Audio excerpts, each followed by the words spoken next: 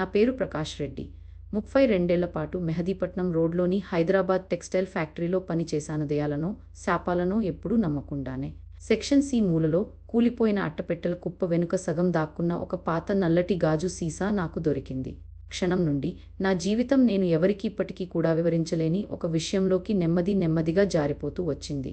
సీసా చూడటానికి మాత్రం ఏ ప్రత్యేకత లేనిది, దాదాపు స్తూపాకారంలో, బహుశా 8 అంగుళాల ఎత్తు. పాత ప్రయోగశాలల్లో లేదా దశాబ్దాల కిందటి మందుల దుకాణాల్లో కనిపించే రకమైన మందమైన నల్లటి గాజుతో చేసినది. నేను దాన్ని చేతిలోకి తీసుకున్నప్పుడు ఆశ్చర్యకరంగా అది వెచ్చగా ఉంది. అక్టోబర్ రాత్రి ఆ గిడ్డంగి గాలిలో నా శ్వాస కనిపించేంత చల్లగా ఉన్నప్పటికీ నేను దాన్ని అక్కడే వదిలేయాల్సింది, పారేయాల్సింది. కానీ నా అరచేతిలో దాని బరువు, ఆ విచిత్రమైన వెచ్చదనమదేదో నాలో కుతూహలాన్ని రేకెత్తించింది. ఆ రాత్రి నేను ఉదయం 6 గంటలకు నా షిఫ్ట్ ముగించి నాంపల్లిలో ఉన్న నా చిన్న అపార్ట్మెంట్కి కారు నడుపుకుంటూ ఇంటికి వచ్చాను. నా భార్య లత అప్పటికే గవర్నమెంట్ స్కూల్లో తన టీచింగ్ ఉద్యోగానికి వెళ్ళిపోయింది. నా చిన్న కూతురు అనన్య ఇంకా నిద్రపోతూనే ఉంది. ఉదయపు వెలుతురులో అది ఇంకా విచిత్రంగా కనిపించింది. ఆ నల్లటి గాజుకి నీటి మీద నూనెలా ఒక మసక మెరుపు ఉంది. కానీ దాని లోపల గాలి తప్ప, బహుశా ఒక పల్చటి దుమ్ము పొర తప్ప ఏమీ లేదు. నేను దాన్ని వెలుతురుకి ఎత్తి పట్టుకుని లోపల ఏదో రాసి ఉంటుందేమో అని సగం ఆశతో దాని గుండా చూశాను. లోపల పూర్తిగా ఖాళీగా ఉంది. కానీ నేను దాన్ని మర్చిపోలేదు. తర్వాతి కొన్ని రోజుల్లో ఆ సీసా గురించి అనుకోని క్షణాల్లో ఆలోచిస్తూ ఉండేవాడిని. అల్పాహారం తింటున్నప్పుడు, ట్రాఫిక్లో కూర్చున్నప్పుడు, నన్య వంటగది బల్ల దగ్గర తన హోంవర్క్ చేస్తున్నప్పుడు. ఒక సాయంత్రం నేను దాన్ని అరలోంచి కిందకి తీసి చేతుల్లో అటు ఇటు తిప్పుతూ జాగ్రత్తగా పరిశీలిస్తే ఏదైనా రహస్యం బయటపడుతుందేమో అన్నట్టు దాన్ని పరిశీలించసాగాను. నేను చేతిలో ఏం పట్టుకున్నానని లత అడిగింది. నేను చూపించినప్పుడు ఆమె దాని వైపు సరిగ్గా చూడనైనా లేదు. అది ఒక పాత సీసా మాత్రమే అని చెప్పింది. కల్పిత ఆలోచనలు పక్కన పెడితే నేను ఇచ్చిన ఆంగ్ల వచనాన్ని తెలుగులోకి అనువదిస్తాను. ఒక వారం గడిచిపోయింది. నేను మళ్ళీ ఫ్యాక్టరీలో నా రాత్రి షిఫ్టులకు వెళ్లడం మొదలుపెట్టాను. ఆ సీసా మాత్రం అలాగే అరలో ఉండిపోయింది. కానీ నేను దాన్ని చూసే విధానంలో మాత్రం ఏదో మారిపోయింది. అది నా కళ్ళను తన వైపుకు లాగేస్తున్నట్టు అనిపించేది. దానికి ఏదో గురుత్వాకర్షణ శక్తి ఉన్నట్టు. ఒకరోజు రాత్రి తెల్లవారుజామున 6 దాటిన వెంటనే ఇంటికి తిరిగొస్తుండగా ఆ సీసాలో ఏదో కదిలినట్టు నాకు ఖచ్చితంగా కనిపించింది. బహుశా ఒక నీడ, లేదా తెల్లవారే వెలుగు చేసిన మాయాజాలమేమో. తలనొప్పిగా ఉందని చెప్పి కొన్ని నొప్పి మాత్రలు వేసుకున్నాను. మరుసటి రోజు నేను ఆపుకోలేకపోయాను. లత పాఠాలు చెబుతుండగా అనన్య బడికి వెళ్ళినప్పుడు నేను ఆ సీసాను కిందికి దింపి వంటగది కిటికీలోంచి వస్తున్న ప్రకాశవంతమైన మధ్యాహ్న ఎండకు పైకెత్తి పట్టుకున్నాను. గాజు ఎంత నల్లగా ఉందంటే దాదాపు ఏ వెలుగు దాన్ని చీల్చుకుని లోపలికి వెళ్ళలేదు. నా గుండె వేగంగా కొట్టుకోవడం మొదలైంది. నేను ఆ సీసాను కౌంటర్ మీద పెట్టి నా చదివే కళ్ళజోడు తెచ్చుకుని మళ్ళీ దాన్ని పరిశీలించాను. ఆకారం అలాగే ఉంది. లోపల ముడుచుకుని పడుకున్న ఒక బొమ్మలా. కానీ నేను పక్కకు చూసి మళ్ళీ చూసేసరికి అది మాయమైపోయింది. అదే రాత్రి డిన్నర్లో నేను మా కుటుంబంతో దాదాపు మాట్లాడలేదు. నా ఏకాగ్రత లేకపోవడాన్ని లత గమనించి ఆఫీసులో ఏదైనా సమస్య ఉందా అని అడిగింది. ఏం లేదని, కేవలం అలసటే అని చెప్పాను. అనన్య తన స్కూల్ నాటకం గురించి కబుర్లు చెబుతూ ఉంది. నేను ఒక్క మాట కూడా వినకుండా యాంత్రికంగా తలూపుతూ ఉన్నాను. అర్ధరాత్రి సమయంలో నేను లేచి నీళ్ల కోసం వంటగదిలోకి వెళ్ళాను. ఆ సీసా ఇంకా అక్కడే ఉంది. మంచం పైన ఉన్న అరల మీద, బయట వీధి దీపాల వెలుతురు వల్ల చీకట్లో కూడా కనిపిస్తూ ఉంది. దాదాపు 10 నిమిషాల పాటు దాన్నే చూస్తూ నిలబడ్డాను. ఆ తర్వాత నేను పూర్తిగా వివరించలేని ఒక పని చేశాను. మూతని తిప్పి తీశాను. ఆ మూత తేలికగా ఊడిపోయింది. అసలు ఎప్పుడూ సరిగ్గా బిగించినట్టే. అది ఏదో తుప్పు పట్టిన లోహంతో చేసింది. వెండి లేదా క్రోమ్ కావచ్చు. కానీ ఎంతగా మాసిపోయిందంటే దాదాపు నల్లగా ఉంది. నేను ఆ సీసా తెరిచినప్పుడు ఎలాంటి వాసన లేదు, శబ్దమూ లేదు, అసలు ఏమీ లేదు. నా వెరితనానికి నాకే నవ్వు వచ్చేంత పనైంది. అయినా మళ్ళీ మూత పెట్టే ముందు ఏదో నన్ను ఆగమని చేసింది. ఇంకొకసారి లోపలికి చూశాను. ఇప్పుడు నా కళ్ళు చీకటికి కాస్త అలవాటు పడ్డాయి. సీసా నోటిలోకి దాదాపు అంగుళం లోతు వరకు చూడగలిగాను. అప్పుడు నాకు అది కనిపించింది, ఒక ప్రతిబింబం. నేను సీసాను జారవిడిచాను. అది గట్టి చెక్క నేలపై పడింది. పగిలిపోకుండా గంట మోగినట్టుగా ఒక శబ్దం చేస్తూ చిన్న అపార్ట్మెంట్ అంతటా ప్రతిధ్వనించే లోతైన, గంభీరమైన మోత వినిపించింది. లత మంచంలో కదలడం నాకు వినిపించింది. ఆమె నా పేరు పిలవడం, నేను బాగానే ఉన్నానా అని అడగడం వినిపించింది. నేను సీసాను తిరిగి అరమీద పెట్టి మంచం దగ్గరకు వచ్చాను. కానీ నిద్ర మాత్రం అసాధ్యమైపోయింది. నేను అలాగే పడుకుని పైకప్పు వైపు చూస్తూ ఉన్నాను. నా గుండె నా పక్కటెముకలకు బలంగా కొట్టుకుంటోంది. నేను చూసింది నిజం అయ్యే అవకాశమే లేదు. అది నీడల ఆట, అలసిన కళ్ళ భ్రమ, నిద్రలేమి నుండి పుట్టిన ఒక భ్రాంతి. మరుసటి రోజు పనికి సెలవు పెట్టేశాను. నాకు కడుపులో ఇన్ఫెక్షన్ వచ్చిందని, నా షిఫ్ట్కి రాలేనని నా సూపర్వైజర్ వెంకట్కి చెప్పాను. ఇది మామూలు విషయం కాదు. 15 ఏళ్లలో నేను బహుశా 3 సార్లే సెలవు పెట్టి ఉంటాను. వెంకట్ గొంతులో ఆశ్చర్యం నాకు స్పష్టంగా వినిపించింది. కానీ ఇంకో అవకాశం కూడా ఉంది. పిచ్చి కంటే ఎక్కువగా నన్ను భయపెట్టిన అవకాశం. ఒకవేళ నాకు మతి పోకపోతే, ఒకవేళ నిజంగానే ఆ సీసాలో ఏదో తేడా ఉంటే, భౌతిక శాస్త్ర నియమాలకి, తర్కానికి అతీతంగా ఉండే ఏదో ఉంటే, ఆ కథలన్నిటినీ నేను ఎప్పుడూ మూఢనమ్మకాలుగానే కొట్టిపారేశాను. విసుగు పుట్టించే ఉద్యోగాలు, మితిమీరిన ఊహలు కల్పించినవని అనుకున్నాను. కానీ ఇప్పుడు మాత్రం ఆ కథల్లో ఎక్కడో నిజం దాగి ఉందేమో అని అనిపించింది. నేను ఆ రోజంతా పరిశోధన చేస్తూ గడిపాను. నా ల్యాప్టాప్లో ఆ నూలు మిల్లు గురించి పాత వ్యాసాలను తెరిచి దశాబ్దాల చరిత్రను చదువుతూ ఉన్నాను. ఫ్యాక్టరీలో కట్టారు. ఒక స్థానిక చరిత్ర వెబ్సైట్లోని ఒక వ్యాసం ప్రకారం అక్కడ ఒకప్పుడు దేశ విభజన కాలంలో చాలా ప్రాముఖ్యత ఉన్న ప్రదేశం ఉండేది. ఆ ఫ్యాక్టరీ మొదటి కట్టడాలలో కొన్ని కూల్చేసిన నిర్మాణాల నుంచి తీసిన ఇటుకలు, సామగ్రితో కట్టారని ఆ వ్యాసం చెప్పింది. ఆ సీసా ఆ కాలం నుంచి వచ్చిందా? అది ఏదో ఎవరో ఒకరిని ఆ భయంకరమైన కాలం నుంచి మోసుకొస్తోందా? నేను అంతకంతకు పిచ్చి పిచ్చి ఊహల్లోకి కూరుకుపోతున్నాను. అనన్య నన్ను చూడటానికి వచ్చి తన చిన్న చేతిని నా నుదుటిపై పెట్టింది. నాన్నా, నీకు చాలా వేడిగా ఉంది అంది ఆమె గొంతులో ఆందోళనతో. ఆ రాత్రి నేను ఒక నిర్ణయం తీసుకున్నాను. ఆ సీసాని మళ్ళీ ఫ్యాక్టరీకి తీసుకెళ్లి ఎక్కడ దొరికిందో అక్కడే వదిలేయాలని అనుకున్నాను. ఇదే సరైన పని అనిపించింది. నా అశాంతికి మూలాన్ని తొలగించడం, ఆ సీసాని దాని అసలు స్థానంలో పెట్టడం, జీవితం మళ్ళీ మామూలుగా సాగిపోనివ్వడం. నా ఆఫీసు సంచిలో పెట్టాను. రేపు రాత్రి దాన్ని సింపుల్గా సెక్షన్ సిలో వదిలేసి, అది నాకెప్పుడూ దొరకనేలేదన్నట్టు నటిస్తాను. కానీ మంచం మీద పడుకుని నిద్ర కోసం ఎదురుచూస్తున్నప్పుడు నాకు ఒక విచిత్రమైన అనుభూతి కలిగింది. ఇల్లు ఏదో తప్పుగా అనిపించింది. అప్పుడు ఒళ్ళు జలధరించే భయంతో నాకు అర్థమైంది, ఆ సీసా కేవలం అలమర మీద ఉన్న ఒక వస్తువు మాత్రమే కాదు. అది ఒక ఉనికి, వారాల తరబడి ఆ స్థలాన్ని ఆక్రమించుకున్న ఒక బరువు. అది వెళ్ళిపోయాక ఆ ఖాళీని నింపడానికి మరేదో దూసుకొచ్చినట్టు అనిపించింది. నిద్ర అంతంత మాత్రంగానే పట్టింది. మెలకువ వచ్చేసరికి సరిగ్గా గుర్తుపెట్టుకోలేని కలలతో వేధించబడింది. కొన్ని ముక్కలు గుర్తున్నాయి. పారిశ్రామిక ప్రదేశాల్లో కదులుతున్న నీడలు, నావి కాని అడుగుల ప్రతిధ్వని, నాకు తెలియని భాషలో గుసగుసలు, అయినా ఎలాగో అర్థమైపోయేవి. ఉదయం అయ్యేసరికి నేను పూర్తిగా అలసిపోయాను. వార్తాపత్రికలో చుట్టిన ఆ పొట్లాన్ని విప్పి ఆ సీసాను మరోసారి చూశాను. పగటి వెలుతురులో అది మళ్ళీ దాదాపు హానిలేనిదిగా అనిపించింది. కేవలం పాత గాజు తప్ప మరేమీ కాదు. నన్ను నేను చూసుకుని దాదాపు నవ్వుకున్నాను. కానీ అప్పుడు దాన్ని కొంచెం వంచి చూశాను. నా ఊపిరి ఆగిపోయేలా చేసేది ఏదో కనిపించింది. నేను చూస్తున్నది ఏమిటో అర్థం చేసుకోవడానికి ప్రయత్నిస్తూ దాన్ని వెలుతురులోకి ఎత్తి పట్టుకున్నాను. నేను దాన్ని కదిలించకపోయినా ఆ ద్రవం సీసా లోపల కదులుతూ మారుతున్నట్టు అనిపించింది. నేను మళ్ళీ దాన్ని కింద పడేయబోయాను. నా చేతులు ఎంతగా వణుకుతున్నాయంటే దాన్ని కౌంటర్ మీద పెట్టేయాల్సి వచ్చింది. ఇది అసాధ్యం. మూసేసిన సీసా దానంతట అదే నిండిపోలేదు. ఒకవేళ నేను ఆ ద్రవాన్ని భ్రమలో చూస్తున్నానేమోనా? మనసు రోజురోజుకి చితికిపోతున్న స్థితి వల్ల కలిగిన భ్రాంతి, లేదా నిజంగానే ఏదో తప్పు జరుగుతోంది? గత వారం రోజుల్లో నా బరువు తగ్గిపోయింది. నా రూపమే నేను భయపడిన దాన్ని నిర్ధారించింది. నేను బాగాలేను. కానీ నాకు శరీరంలో జబ్బు చేసిందా, లేక మనసులోనా? నేను మళ్ళీ ఆ సీసాను చేతిలోకి తీసుకున్నాను. ఈసారి అంత జాగ్రత్తగా కాదు, అర్థం చేసుకోవాలన్న తీవ్రమైన ఆరాటంతో. మూతని తిప్పి తీశాను. మళ్ళీ ఎలాంటి వాసన లేదు. అది గురుత్వాకర్షణకు వ్యతిరేకంగా సీసా నోటి వైపు పాకుతూ కదిలింది. వెంటనే నేను దానికి మూత పెట్టేశాను. నా ఊపిరి రొప్పుతూ ఆయాసంగా వస్తోంది అన్నాడు. ఆ రాత్రి నేను ఫ్యాక్టరీకి వెళ్ళలేకపోయాను. మళ్ళీ వెంకట్కి ఫోన్ చేసి నాకింకా ఒంట్లో బాగాలేదని చెప్పాను. తన చిరాకును అతను దాచుకోవడానికి ఏమాత్రం ప్రయత్నించలేదు. సీసాని ఏం చేయాలో తేల్చుకోలేక, ఏ నిర్ణయమూ తీసుకోలేని స్తబ్దతలో ఆ రోజంతా గడిపాను. తిరిగి ఫ్యాక్టరీకి తీసుకెళ్లడం వల్ల జరగాల్సింది ఇంకాస్త ఆలస్యం అవుతుందే తప్ప మరేమీ లేదన్నట్టు అనిపించింది. చివరికి నేను వంటింటి బల్ల దగ్గర కూర్చుని కాగితంలో చుట్టిన ఆ సీసా వైపే చూస్తూ మనసు పదే పదే అదే ఆలోచనల చుట్టూ తిరుగుతుండగా ఉండిపోయాను. హాస్పిటల్కి వెళ్దామా? నేను తనకి చెప్పాలనుకున్నాను. సీసాని తనకి చూపించి ఇదంతా ఏమీ కాదని, నా మతి పోతోందనేది అర్థం చేసుకోగలిగే, నయం చేయగలిగే విధంగా ఉందని తను నాకు చెప్పాలని కోరుకున్నాను. కానీ నాకు మాటలు రాలేదు. ఆఫీసులో ఒత్తిడిగా ఉందని, నాకు కాస్త విశ్రాంతి కావాలని ఆమెతో అబద్ధం చెప్పాను. ఆమె నన్ను నమ్మినట్టే అనిపించింది. లేదా బహుశా ఆమె నన్ను నమ్మాలని కోరుకుందేమో. రాత్రి అనన్య నిద్రపోయాక నేను ఓ తెలివి తక్కువ పని చేశాను. మళ్ళీ ఆ సీసా తెరిచాను. ఈసారి ఏమాత్రం సంకోచం లేకుండా నేరుగా దాని లోపలికి చూశాను. అది ఏదో రూపాన్ని తయారు చేస్తోంది. ఒక ఆకృతి, లేదా ఆకృతి ఉన్నట్టు తోచే ఏదో. బహుశా ఒక చెయ్యి, ఒక ముఖం. ఆ ద్రవంలో ప్రతిబింబించిన నా సొంత ముఖమే, కానీ ఏదో తేడాగా. నా ప్రతిబింబంలోని నోరు మనిషి నోరు తెరుచుకోగలిగే దానికంటే ఎంతో వెడల్పుగా తెరుచుకుంటోంది.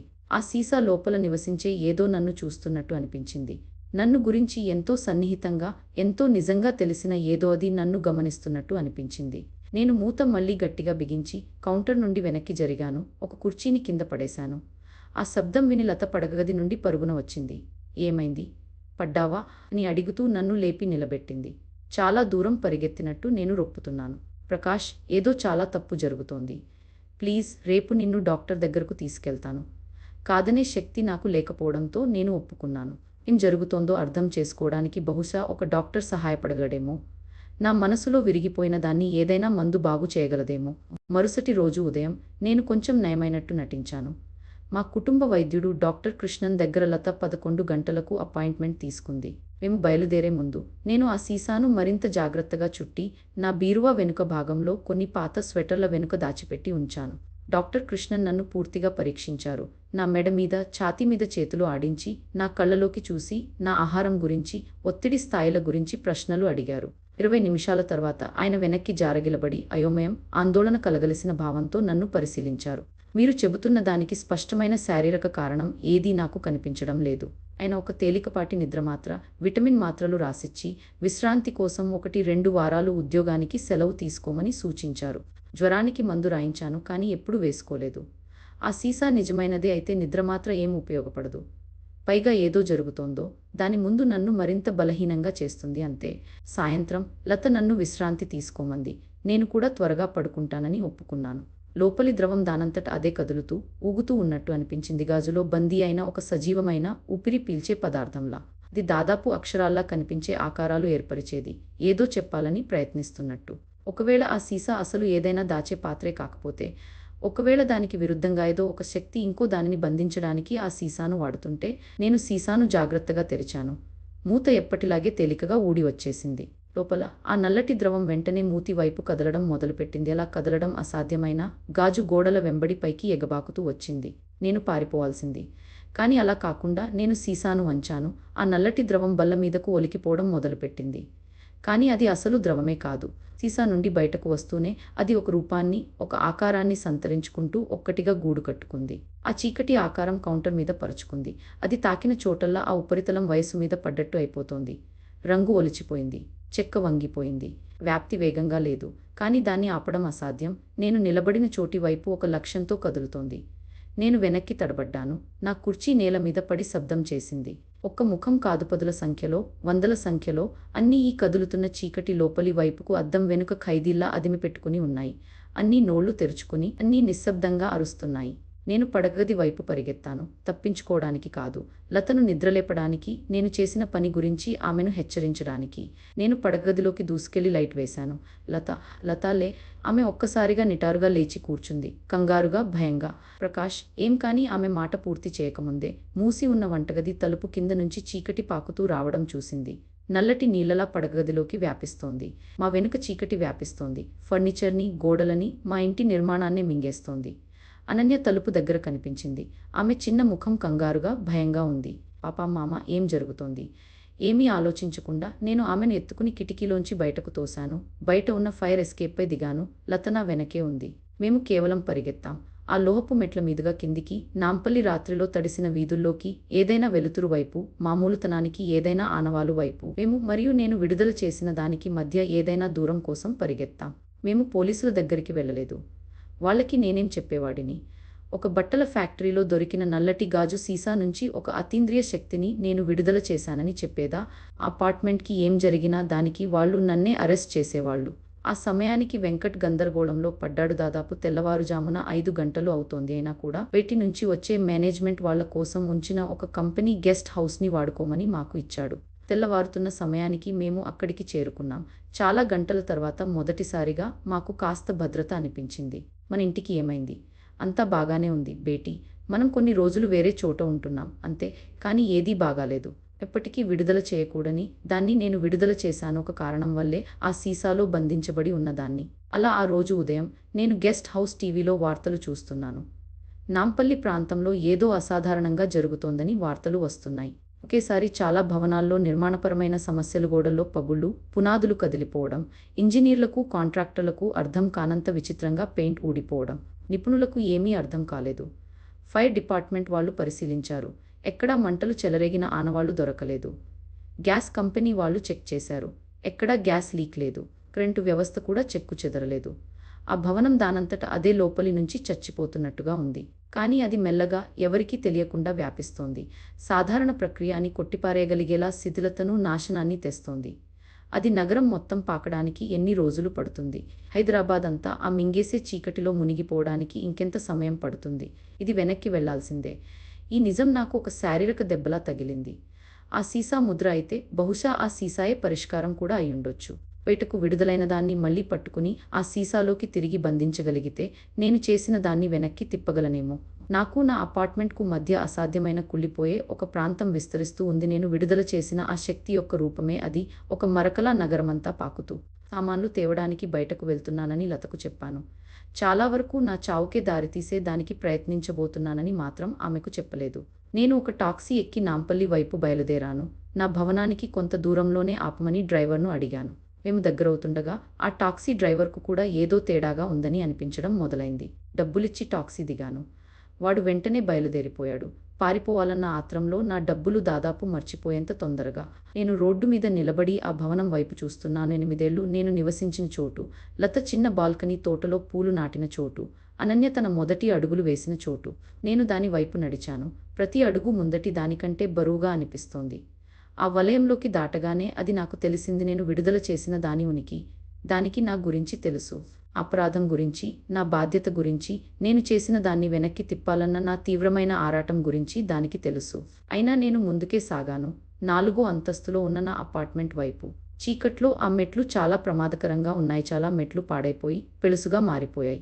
ప్రతి మెట్టు కిర్రుమంటూ శబ్దం చేస్తుంటే, ఇదే నా చివరి అడుగు అవుతుందేమో అన్న భయంతో నెమ్మదిగా, జాగ్రత్తగా అడుగులు వేశాను. నా అపార్ట్మెంట్ తలుపు సగం తెరిచి ఉంది. లోపల చూస్తే హాల్ మొత్తం దాదాపు ఆ చీకట్లో కలిసిపోయింది. కానీ వెనకవైపు ఒక మూల మాత్రం కాస్త మామూలుగానే ఉంది. అదే బెడ్రూమ్. మొదట నేను ఆ సీసాను దాచిపెట్టిన చోటు. సీసా ఇంకా అక్కడే ఉంది. నేను పెట్టిన చోటే, పక్కనున్న టేబుల్ మీద అలాగే ఉంది. కానీ ఇప్పుడు అది ఖాళీగా ఉంది. గాజు పూర్తిగా తేటగా, పారదర్శకంగా ఉంది. ఆ శక్తికి సంబంధించిన ఏదైనా చిన్న ఆనవాలైనా దొరికితే దాన్ని మళ్ళీ ఆ సీసాలోకి బలవంతంగా నెట్టగలనా? ఆ సీసాకు ఇంకా మూత ఉంది. అది ఇంకా గాజుదే, ఇంకా చెక్కు చెదరకుండా ఉంది. టెక్నికల్గా చెప్పాలంటే అది ఇంకా ఒక పాత్రే. నేను ఆ సీసాను చేతిలోకి తీసుకున్నాను. దాన్ని తాకిన క్షణంలోనే గదిలోని చీకటి నిశ్చలమైపోయింది. మెలికలు తిరుగుతూ, వ్యాపిస్తున్న ఆ కదలికంతా ఒక్కసారిగా ఆగిపోయినట్టు అనిపించింది. నా శ్వాస కూడా ఆగిపోయినట్టు అనిపించింది. ఏదో లోపలికి ప్రవేశించాలని ప్రయత్నిస్తున్నట్టు అది నా మనసుపై ఒత్తిడి తెచ్చింది. నాకు దాని ఆకలి తెలిసింది. మాంసం కోసమో, రక్తం కోసమో కాదు. పదార్థం కోసం, భౌతిక ప్రపంచం కోసం, తనను దూరంగా బంధించి ఉంచిన ఆ వాస్తవికతను 1000 సంవత్సరాలు మింగాలన్న ఆకలి అది. దానిని ఒక కారణం వల్లే బంధించారు. కానీ నేను దాన్ని విడుదల చేశాను. నేను సహజంగా ఏదో చేశాను. బహుశా నిస్సహాయత నుండి పుట్టింది. లేదా బహుశా నేను మాటల్లో చెప్పలేని ఏదో లోతైన అవగాహన నుండి పుట్టింది. నేను ఆ సీసాను చీకటి వైపు చాచి, బొంగురుపోయిన, విరిగిన గొంతుతో బిగ్గరగా మాట్లాడాను. నేను నిన్ను నాశనం చేయలేను. నాకు ఆ శక్తి లేదు. కానీ నేను నిన్ను మళ్ళీ బంధించగలను. ఈ సీసాను ఎవ్వరూ కనుగొనలేని చోట, మరో 1000 ఏళ్లు అలాగే ఉండిపోయే చోట దాచిపెడతాను. బహుశా నాకంటే తెలివైన ఎవరో నీతో ఏం చేయాలో నిర్ణయించే వరకు. ఒక్క క్షణం ఏమీ జరగలేదు. ఆ తర్వాత నెమ్మదిగా ఆ చీకటి సీసా వైపు కదలడం మొదలుపెట్టింది. బహిరంగ ప్రపంచంలో ఉండడం కంటే చెరసాలే దానికి మేలు. అది కలిగించిన విధ్వంసం, క్షేమది ఆకలి కాదు, అది ఆర్తనాదం. సీలు చేయబడిన సీసాలోని నిశ్శబ్దానికి, నిశ్చలతకు తిరిగి వెళ్లాలనే నిస్సహాయ ప్రయత్నం. అది మొత్తం ఆ శక్తి తిరిగి సీసాలోకి వెళ్లడానికి చాలా నిమిషాలు పట్టింది. చీకటిలో చివరి భాగం లోపలికి లాగబడుతుండగా నా చుట్టూ జరుగుతున్న క్షీణత నెమ్మదించడం మొదలై, ఆపై ఆగిపోయింది. ప్రక్రియ తనంతట తానే వెనక్కి తిరిగింది. పూర్తిగా కాదు, మంత్రంలా కాదు, కానీ క్రమంగా. అపార్ట్మెంట్ గోడలు ఊడిపోవడం ఆగిపోయింది. చీకటి చివరి దారం సీసాలోకి మాయమైపోయాక నేను వెంటనే దానికి మూత పెట్టేశాను. ఆ నల్లటి ద్రవం సీసా అడుగున మళ్ళీ ఏర్పడింది. ఆ శక్తి తిరిగి నిశ్చలతలోకి నేను దాన్ని కనుగొనక ముందు అది ఏ స్థితిలో ఉందో ఆ స్థితిలోకి స్థిరపడిపోవడం నాకు అనిపించింది. నేను ఏడుస్తున్నాను. అది ఉపశమనం వల్లనా, లేక నేను నిజంగా ఏం చేశానో అర్థమైనందుకా? కేవలం దేనినో విడుదల చేయడం కాదు, మరణాన్ని తీవ్రంగా కోరుకుంటున్న దానిని తిరిగి దాని సొంత నరకంలోకి బలవంతంగా నెట్టడమని నేను నిర్ధారించుకోలేకపోయాను. అపార్ట్మెంట్లో జరిగిన నష్టాన్ని నేను చుట్టూ చూశాను. అది చాలా తీవ్రంగా ఉంది. రంగు ఊడిపోతోంది, చెక్క వంగిపోయింది, మొత్తం నిర్మాణమే దెబ్బతింది. కానీ అది ఇక వ్యాపించడం లేదు. శక్తి మళ్ళీ బంధించబడింది. ఆ క్షయం ఆగిపోతుంది. చనిపోతున్న నా భవనం మెట్లు దిగాను. ఆ సీసాను జాగ్రత్తగా నా చేతుల్లో పట్టుకుని. నా భార్య, కూతురు ఎదురు చూస్తున్న అతిథి గృహానికి నేను తిరిగి వెళ్ళలేదు. బదులుగా టాక్సీ ఎక్కి బట్టల ఫ్యాక్టరీకి వెళ్ళాను. అప్పటికే సాయంత్రం అయింది. ఫ్యాక్టరీ మూసేసి ఉంది. గేట్లకు తాళం వేసి ఉంది. రాత్రి వేళ ఆ ఫ్యాక్టరీ నాకు బాగా పరిచయమైనదేనా. పని షిఫ్టుల్లో వేలాది రాత్రులు ఈ నడవాల్లో నేను నడిచాను. కానీ ఇప్పుడు అది వేరేలా అనిపించింది. ఏదో ఒక గాఢమైన అర్థంతో నిండినట్టు అనిపించింది. నేను సెక్షన్ సి వైపు నడిచాను. ఆ సీసా నాకు దొరికిన సరిగ్గా ఆ మూలకే. ఆ మూల చీకటిగా, ఖాళీగా ఉంది. ఆ సీసాను ఎక్కడో దూరంగా ఎవరికీ తెలియని చోట దాచాను. అలా చేయడం వల్లేగా అది మరచిపోబడింది. అలా చేయడం వల్లేగా నాలాంటి వ్యక్తికి దాన్ని తెరిచేంత నిర్లక్ష్యం, కుతూహలం ఉన్నవాడికి అది దొరికింది. దానికి బదులు నేను దాన్ని ఈ ఫ్యాక్టరీలోనే ఎక్కడో దాస్తాను. కానీ చివరికి ఎవరో ఒకరు కనుగొనగలిగే చోటే. ఆ సీసాని తీసుకుని నేను ఫ్యాక్టరీలో మరింత లోపలికి, అన్నిటికంటే పాత భాగానికి వెళ్ళాను. ఫ్యాక్టరీ స్థాపించబడినప్పుడు కట్టిన భాగానికి. ఇక్కడి ఇటుకలు ఇంకా పాతవి. ఈ స్థలంలో అంతకుముందు ఉన్న భవనాల నుంచి తీసి మళ్లీ వాడినవి. కానీ వెళ్ళిపోయే ముందు, నా నిర్ణయం తీసుకున్నప్పటి నుంచి నా మనసులో మెదులుతున్న ఒక పని చేశాను. జేబులోంచి ఒక చిన్న నోట్బుక్ తీసి ఒక సందేశం రాశాను. ఇంగ్లీషులో కాదు, తెలుగులో కాదు. ఆ సీసాని కనిపెట్టేంత ఆసక్తి, తెలివితేటలు ఉన్నవాళ్లు ఎవరైనా చివరికి అర్థం చేసుకోగలిగే ఒక సాధారణ సంకేత భాషలో రాశాను. ఇది స్పృహతో ఉంది, బాధపడుతోంది. దీన్ని మూసే ఉంచండి. బహుశా మరో 1000 సంవత్సరాల తర్వాత దీన్ని ఏం చేయాలో ఎవరో ఒకరు అర్థం చేసుకుంటారు. అటకెక్కిన సందేశాన్ని ఒక చిన్న లోహపు డబ్బాలో పెట్టాను. దానితో పాటు నా పేరు, తేదీ కూడా రాశాను. ఆ డబ్బాని కూడా గోడలో పెట్టి మూసేశాను. ఎవరైనా ఆ సీసాను కనిపెడితే వాళ్ళకి ఆ సందేశం దొరుకుతుంది. అందులో ఏముందో కొంతవరకైనా అర్థం చేసుకుంటారు. గోడలో ఆ భాగాన్ని మూసేసి ఫ్యాక్టరీ నుంచి బయటకు వచ్చేశాను. నేను లోపలికి వెళ్ళగానే అనన్య పరిగెత్తుకుంటూ వచ్చి నన్ను కౌగిలించుకుంది. పాపా, ఎక్కడికి వెళ్ళావు? లత ముఖంలో ఊరట, కంగారు రెండూ కలగలిసి ఉన్నాయి. నేను వాళ్ళకి సగం నిజం చెప్పాను. నేను అపార్ట్మెంట్కి వెళ్ళానని, ఆ కుళ్ళిపోవడం ఆగిపోయిందని, మనం కొత్త ఇల్లు వెతుక్కోవాలని. ఆ సీసా గురించి వాళ్ళకి చెప్పలేదు. ఆ తర్వాతి రోజుల్లో నాంపల్లిలో జరిగిన వింత కుళ్ళిపోవడం గురించిన వార్తలు క్రమంగా ముఖ్యాంశాల నుండి మాయమైపోయాయి. అది ఏదో ఒక ప్రాంతానికే పరిమితమైన కాలుష్యమని, దాన్ని శుభ్రం చేశారని నిపుణులు తేల్చారు. మరమ్మతుల కోసం భవన అనుమతులు మంజూరయ్యాయి. జీవితం ఎప్పటిలాగే ముందుకు సాగిపోయింది. నేను మళ్ళీ టెక్స్టైల్ ఫ్యాక్టరీలో పనికి వెళ్ళాను. కానీ సెక్షన్ సి దగ్గరికి అస్సలు వెళ్ళలేదు. చివరికి వెంకట్ నేను ఆ సెక్షన్ను ఎందుకు అంత ఆకస్మికంగా తప్పించుకుంటున్నానో అడిగాడు. అక్కడున్న పాత యంత్రాలను తీసేస్తున్నారని, నాకు కొత్త పరికరాలతో పని చేయడమే ఇష్టమని నేను సింపుల్గా చెప్పేశాను. ఇంకా చదవగలను, కానీ నేను ఎప్పటికీ మర్చిపోలేదు. ఆ రోజు నుంచి ప్రతిరోజూ నేను ఆ సీసా గురించి ఆలోచిస్తూనే ఉన్నాను. దాని లోపల ఉన్న ఆ ప్రాణి గురించి నేను ఆశ్చర్యపోతుంటాను. అది ఇంకా తెలుసుకోగలుగుతుందా? తన బందీఖానాలో ఇంకా చైతన్యంతో ఉందా అని. కొన్నిసార్లు అర్ధరాత్రి పొద్దుపోయాక నేను నిద్రపోకుండా పడుకుని ఆ సీసాను ఊహించుకుంటాను. ఫ్యాక్టరీ గోడలో దాచిపెట్టిన ఆ చోటులో దాని లోపలి చీకటి ద్రవం నెమ్మదిగా మళ్లీ మేల్కొంటూ, సంవత్సరాలు గడిచే కొద్దీ నెమ్మదిగా చైతన్యం పెంచుకుంటూ. లేక అది మూసుకుపోయే ఉండిపోతుందా? కాలంలో కలిసిపోయిన మరో వస్తువుగా మిగిలిపోతుందా? పాత భవనపు దెయ్యాలకు, అత్యంత పురాతనమైన రాళ్లకు మాత్రమే తెలిసిన ఒక వస్తువుగా 2 ఏళ్లు గడిచిపోయాయి. ఆ సీసా నిజంగా మూసివేయబడింది. నిజంగా మరచిపోబడింది. ఏం జరిగిందో అదంతా ముగిసిపోయింది అని నన్ను నేను దాదాపు ఒప్పించుకున్నాను. ఆ తర్వాత ఒకరోజు నేను ఫ్యాక్టరీలో వేరే విభాగంలో పని చేస్తున్నప్పుడు రాహుల్ అనే ఒక యువ కార్మికుడు నా వైపు పరిగెత్తుకుంటూ వచ్చాడు. పాత విభాగంలో ఒక ఇటుక వదులుగా ఉంది. దాని లోపల ఏదో మూసివేసి ఉంది. ఒక సందేశం కూడా ఉంది. నా గుండె ఆగిపోయింది. నా చేతులు మంచులా చల్లబడిపోయాయి. వాడిని ఒక వింత చూపుతో చూడటం తప్ప నేను ఇంకేమీ చేయలేకపోయాను. ఆ చూపు వాడికి విచిత్రంగా అనిపించి ఉంటుందని నాకు ఖచ్చితంగా తెలుసు. ఎక్కడ? నేను అక్కడ వెనుక వైపు తిరుగుతున్నాను. అప్పుడు ఇటుక అలా వదులైపోయింది. సార్, ఇది అద్భుతంగా లేదా? లోపల ఏముందో అని ఆశ్చర్యంగా ఉంది. ఆ ఇటుకని, ఆ పెట్టెని అతని చేతుల్లోంచి తీసుకున్నాను. నువ్వు ఆ భాగంలోకి మళ్ళీ రాకూడదు అని చెప్పాను. నా గొంతు ఇంతకు ముందెన్నడూ అతనితో మాట్లాడని విధంగా కటువుగా ఉంది. ఇది సురక్షితం కాదు. ఈ భవనం పాతది. ఏవైనా కూలిపోవచ్చు. వెంటనే నీకు కేటాయించిన పని ప్రాంతానికి వెళ్ళిపో. కేవలం 2 ఏళ్లే గడిచాయా? ఆ సీలు అంత త్వరగా పాడైపోయిందా? లేక ఎవరో ఏదో దాన్ని వదులు చేసిందా? ఈ ప్రశ్న నన్ను నేను వేసుకుంటూనే దానికి సమాధానం నాకు తెలుసు. సీసా పిలుస్తోంది. నేను మా సూపర్వైజర్ ఆఫీస్కు వెళ్ళి నేను వెంటనే వైద్య సెలవు తీసుకుంటున్నానని చెప్పాను. తీవ్రమైన కడుపు సమస్యలు అని చెప్పాను. ఇంట్లో అత్యవసర పరిస్థితి అని చెప్పాను. గంటలోపే నేను ఆ ఇటుకను, లోహపు పెట్టెను నా ఆఫీసు బ్యాగులో దాచిపెట్టి ఫ్యాక్టరీ నుండి బయటపడ్డాను. ఒక్క రాత్రికి ఒక గది అద్దెకు తీసుకున్నాను. నగదు రూపంలో చెల్లించి ఆ వస్తువులను మంచం మీద పెట్టాను. లోహపు పెట్టెను తెరిచాను. లోపల నా సందేశం ఇంకా అలాగే ఉంది. ఎవరూ చదవలేదు, ఎవరూ ముట్టుకోలేదు. కానీ ఆ సీసా ఇక గోడలో లేదు. అది ఇప్పుడు రాహుల్ చేతుల్లో ఉంది, లేదా కనీసం ఇంతకు ముందైనా ఉండేది. ఆ గెస్ట్ హౌస్ ఫోన్ నుండి నేను ఫ్యాక్టరీకి కాల్ చేశాను. బయలుదేరే ముందు మర్చిపోయిన ఏదో విషయం గురించి స్పష్టత కావాలని చెప్పి. చివరికి వెంకట్ దొరికాక నేను మామూలుగా రాహుల్ గురించి అడిగాను. ఓ, అతను కూడా ఈరోజు తొందరగా వెళ్ళిపోయాడు అన్నాడు వెంకట్. తన కుటుంబానికి ఏదో చూపించాలని ఏదో చెప్పాడు. తర్వాత ఏం జరగబోతుందో ఊహించాల్సిన అవసరం కూడా నాకు లేదు. నాకు తెలుసు. నన్ను ఆ సీసాను తెరిచేలా చేసిన అదే ఉత్సుకత అతన్ని కూడా నడిపిస్తుంది. మళ్ళీ అదే వరుస మొదలవుతుంది. సీసా తెరవబడుతుంది. ఆ శక్తి విడుదలవుతుంది. హైదరాబాద్ కుళ్ళిపోవడం, బాధపడటం మొదలవుతుంది. నేను దాన్ని బంధించాను. అలా చేయడం ద్వారా అది మళ్ళీ మళ్ళీ కనుగొనబడేలా చేశాను.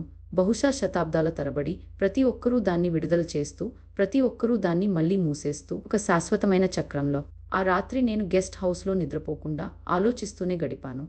తెల్లవారేసరికి నేనొక నిర్ణయానికి వచ్చేశాను. ఆ సీసాను మూసేయాలని ప్రయత్నించడం మానేస్తాను. రాహుల్ని హెచ్చరించాలని గాని, వాడు దాన్ని తెరవకుండా ఆపాలని గాని నేను ప్రయత్నించను. దానికి బదులు నేను ఆ సీసాను అనుసరిస్తాను. బహుశా నా సందేశంలో చెప్పాల్సింది అదేనేమో. దాన్ని తెరవకు అని కాదు, దాన్ని అర్థం చేసుకో అని. ఎందుకంటే తెలివితో ఉన్న, స్పృహతో ఉన్న, తన బందీఖానాలో బాధపడుతున్న ఒక దాన్ని నిజంగా నిలువరించగలిగేది అర్థం చేసుకోవడం ఒక్కటే అయ్యుండొచ్చు. నేను నా సామాన్లు సర్దుకుని గెస్ట్ హౌస్ నుండి చెక్అవుట్ చేశాను. ఒకవేళ ఆ సీసా తెరవబడేదే అయితే నేను అక్కడ ఉండాలనుకున్నాను. ఏం జరుగుతుందో చూడాలనుకున్నాను. రాహుల్ ఇల్లు ఒక నిశ్శబ్దమైన ప్రాంతంలో ఉన్న ఓ మామూలు ఇల్లు. నేను దూరం నుండి దగ్గరలో ఉన్న ఓ గోడ మీద కూర్చుని ఎదురుచూస్తూ గమనిస్తున్నాను. ఉదయం దాదాపు 9 గంటల సమయంలో రాహుల్ ఆ సీసాతో ఇంట్లో నుండి బయటకు వచ్చాడు. వాడి అమ్మ తలుపు దగ్గరకు వచ్చి ఏం దొరికిందని అడిగింది. నేను కూర్చున్న చోటి నుండి కూడా తనకు తెలియదని, ది ఫ్యాక్టరీలో దొరికిందని వాడు ఉత్సాహంగా చెబుతున్న గొంతు నాకు వినిపించింది. ఎప్పుడు ఆసక్తి జాగ్రత్తను అధిగమిస్తుందో, ఎప్పుడు ఎవరో ఒకరు రాహులో, వాడి అమ్మో లేదా మరెవరో దాన్ని తెరుస్తారో ఆ క్షణం కోసం నేను ఎదురుచూశాను. మధ్యాహ్నం పూట జరిగింది అది. రాహుల్ వాళ్ళ నాన్న భోజనానికి ఇంటికి వచ్చాడు. ఆ సీసాను చూపించడానికి రాహుల్ పరిగెత్తుకుంటూ బయటకు వచ్చాడు. వాళ్ళ ముగ్గురూ దాని చుట్టూ చేరడం నేను చూస్తూ ఉన్నాను. ఆ తర్వాత ప్రాణాంతకంగా అతను అన్నాడు, సరే, ఇది అసలు ఏంటో నిజంగా తెలుసుకోవాలంటే ఒకటే మార్గం, దీన్ని తెరిచి లోపల ఏమైనా ఉందో చూడటం. అతను మూతను సర్దుబాటు చేశాడు. అది తేలిగ్గా ఊడిపోయింది. చీకటి ఆ ఇంటిని కొద్ది నిమిషాల్లోనే మింగేసింది. అది గోడల గుండా వ్యాపించడం, ఆ నిర్మాణం కుళ్ళిపోయి కూలిపోవడం నేను చూస్తూ ఉన్నాను. రాహుల్ తల్లి అరిచింది. అరుపు ఒక్కసారిగా ఆగిపోయింది.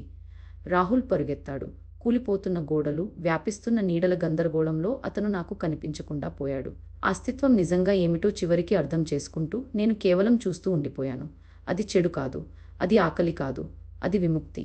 అది బంధించబడిన ఒక చైతన్యం యొక్క వేదన, కేవలం శ్వాస తీసుకోవాలని, ఉనికిలో ఉండాలని, తన స్వభావాన్ని వ్యక్తం చేయాలని కోరుకున్న వేదన. ఆ స్వభావం ఎంత విధ్వంసకరమైనదైనా సరే. ఇక్కడ తెలుగు అనువాదం.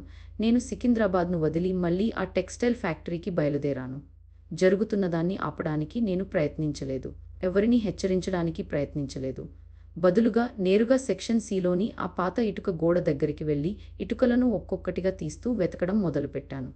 నేను పుట్టకముందే, ఎన్నో సంవత్సరాల క్రితం, ఎవరో ఒకరు ఈ గోడ లోపల ఒక సీసాను పెట్టారు, సరిగ్గా నేను పెడుతున్నాననుకున్న అదే చోట. ఆ ఎవరో ఒక సందేశాన్ని కూడా వదిలి వెళ్లారు. ఇది తెలుగు లేదా ఇంగ్లీష్ కంటే పురాతనమైన ఒక భాషలో ఉంది. కానీ ఒక కలను అర్థం చేసుకున్నట్టుగా నాకు అది అంతరాంతరంగా అర్థమైపోయింది. ప్రతి శతాబ్దానికి ఎవరో ఒకరు దీన్ని మళ్ళీ మూసివేస్తారు. ఇది శాపం కాదు, ఇదే దాని జీవన విధానం. దీన్ని అలాగే ఉండనివ్వు. ఆ క్షణంలో నాకు అర్థమైంది. నేను ఓడిపోలేదు. ఈ అంతులేని వలయానికి కారణం నేను కాదు. శతాబ్దాల వెనక్కి సాగిపోయే ఒక గొలుసులో నేను కూడా ఒక లంకెను మాత్రమే.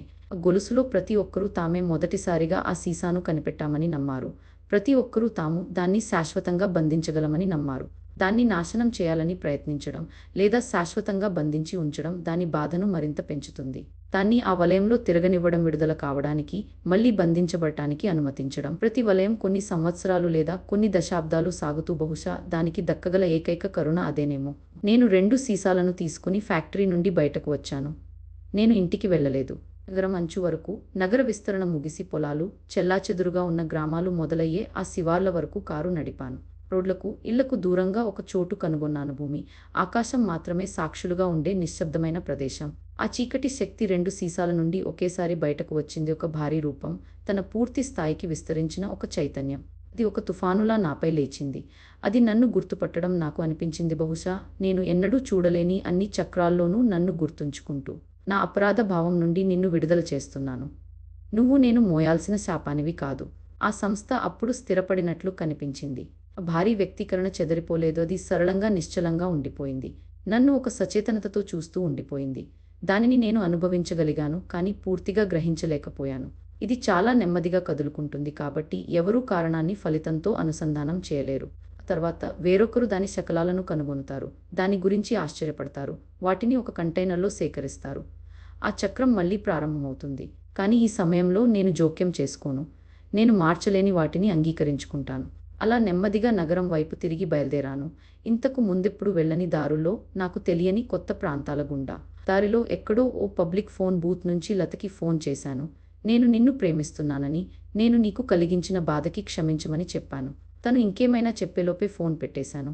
తనకి అర్థం కాదని నాకు తెలుసు. వెంటనే కాదు, బహుశా ఈ జన్మలో అస్సలు కాదేమో. కానీ ఎప్పటికైనా ఒకవేళ తనకి అర్థమవుతుందేమో. చివరిసారిగా ఆ నూలు మిల్లుకి వెళ్ళాను.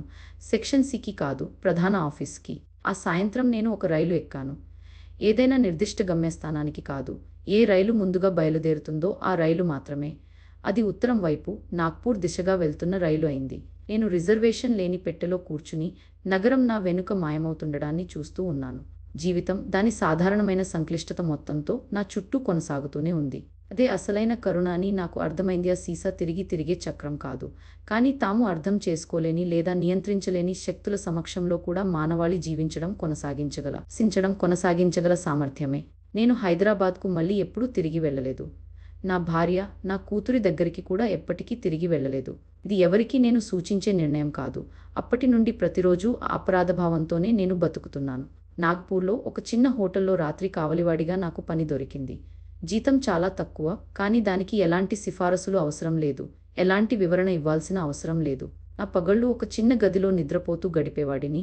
నా రాత్రులు హోటల్ నడవాల్లో తిరుగుతూ, ఏదీ కదలకుండా చూసుకుంటూ గడిపేవాడిని. అయితే నేను మౌనంగా ఉండలేకపోయాను. సీసా గురించిన జ్ఞానం, ఆ చక్రం గురించిన అవగాహన, నేను చేసిన దానికి, నేను చేయకుండా వదిలేసిన దానికి సంబంధించిన అపరాధభావం, ఇదంతా ఆ గాజు చెరసాలలోని చీకటి ద్రవంలా నా లోపల పేరుకుపోయింది. అందుకే నేను రాయడం మొదలుపెట్టాను. ఇది కేవలం ఆ కథను బయటకు కురిపించడానికి, ఆ రూపంలో దాన్ని ప్రపంచంలోకి విడుదల చేయడానికి ఒక మార్గం మాత్రమే. ఆ అస్తిత్వం స్వయంగా కలిగించే క్షయాన్ని, విధ్వంసాన్ని కలిగించలేని రూపంలో. అది శాశ్వతంగా మూసివేయబడి ఉండదు. మళ్ళీ అది తెరవబడినప్పుడు బయటకు వచ్చేది చెడు కాదని గుర్తుంచుకో. అది చైతన్యం, అది అవగాహన, అది ఉనికిలో ఉండాలని కోరుకునేది. ఉనికిలో ఉండటానికి అర్హత ఉన్నది. ఆ ఉనికి క్షయాన్ని, విధ్వంసాన్ని కలిగించినా సరే. 3 రోజుల క్రితం ఆ హోటల్ గదిలో వాళ్ళు నన్ను కనుగొన్నారు. హౌస్ కీపింగ్ సిబ్బందిలో ఒకరు నేను స్పందించని స్థితిలో ఉండడాన్ని గమనించారు. నా చుట్టూ ఆ కాగితాలు, 30 ఏళ్లుగా పోగుపడిన కథ, అపరాధభావం ప్రతి ఉపరితలంపై పరుచుకుని ఉన్నాయి. అది తీవ్రమైన పక్షవాతం అని, కోలుకునే ఆశ ఏమాత్రం లేదని డాక్టర్లు చెప్పారు. నా స్పృహ మసకబారుతున్న కొద్దీ, ఈ చక్రం పూర్తయిందా అని, సీసాను మూసిన మిగతా వారందరూ చివరికి కనుగొన్న ముగింపు ఇదేనా అని నన్ను నేను ప్రశ్నించుకుంటున్నాను. లేదా బహుశా నా మరణం కేవలం ఈ చక్రంలో మరో మలుపు మాత్రమే కావచ్చు, ఈ అనంత చక్రంలో మరో క్షణం మాత్రమే. ఏది ఏమైనా నేను ప్రశాంతంగా ఉన్నాను. ఇది ఎవరు చదివినా, నేను అర్థం చేసుకున్నదాన్ని ఎవరు అర్థం చేసుకుంటారో వారు ఈ భారాన్ని ముందుకు మోసుకెళ్తారు. వారి సమయం వచ్చినప్పుడు దాన్ని మరొకరికి అందజేస్తారు. జ్ఞానం ఇలాగే వారసత్వంగా సంక్రమిస్తుంది. మరిచిపోవాలని కోరుకునే ఈ ప్రపంచంలో సత్యం ఇలాగే మనుగడ సాగిస్తుంది. కావున మృత్యువు దగ్గరగా ఉందని తెలిసి, ఈ కథ నా తర్వాత కూడా బతికి ఉంటుందని తెలిసి, నేను ఈ సాక్ష్యాన్ని ముగింపుకు తీసుకొస్తున్నాను. నువ్వు దీన్ని చదువుతున్నావంటే, ఇన్నాళ్ళు నేను మోసిన ఆ జ్ఞానాన్ని ఇప్పుడు నువ్వు మోస్తున్నావన్నమాట. ఆ సీసా గురించి నీకు తెలుసు. ఆ చక్రం గురించి నీకు తెలుసు. బహుశా అది ఇప్పటికే మరెక్కడో బయటపడి ఉండొచ్చు. తామే మొదటి వాళ్ళమని అనుకున్న మరెవరో దాన్ని మళ్ళీ మూసివేసి ఉండొచ్చు. నువ్వు తీసుకునే నిర్ణయం తెరవాలా లేక మూసివేయాలా, నాశనం చేయడానికి ప్రయత్నించాలా లేక ఉన్నదున్నట్టు వదిలేయాలా, అది తర్వాత వచ్చే అన్ని భవిష్యత్తులకు ప్రతిధ్వనిస్తుంది. అదే ఆ సీసా మోసుకొచ్చే నిజమైన భారం. ఇదే నా విముక్తి.